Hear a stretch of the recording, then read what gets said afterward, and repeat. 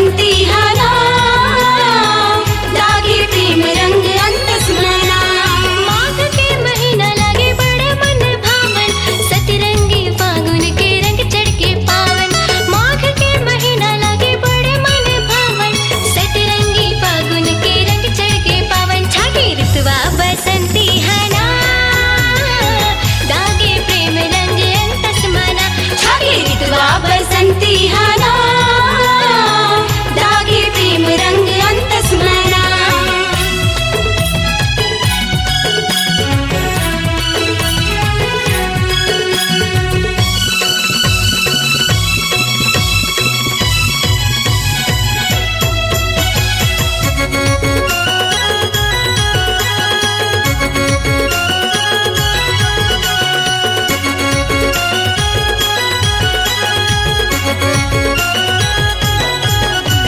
सुनहा सरसोहा मन लाहर सावे, सिमरे परिसा के लाली रंग भावे।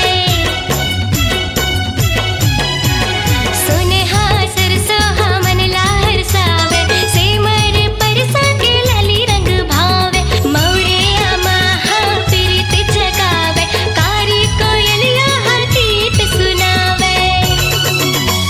माह के महुआ फूल लागे चम्मला रिझावन, फूलवा संग भौरा करत है गुंजावन। माँ के बहुआ फूल लागे चम्मला रिझावन, फुलवा संग भौरा करत गुंजावन। छागे ऋतुवा बसंती हाना दागे प्रेम रंग अंतस मना। छागे ऋतुवा बसंती हाना दागे प्रेम रंग अंतस मना।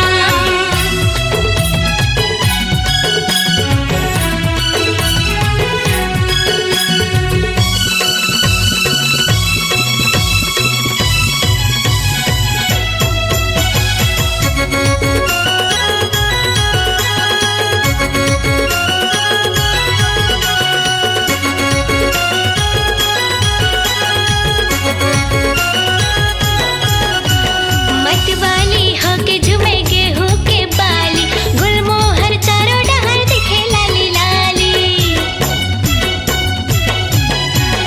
मतवाली होके झूमे गेहूं के बाली, गुलमोहर चारों डहर दिखे लाली लाली। लाली पियर हरियर रंग बडोरा उड़ावे, चिड़ै के चहकना मन लाहर सावे। बन हरियर भुइया लागे नवरूप सजावन, सुर के देवी शारदा के महिमा लगावन।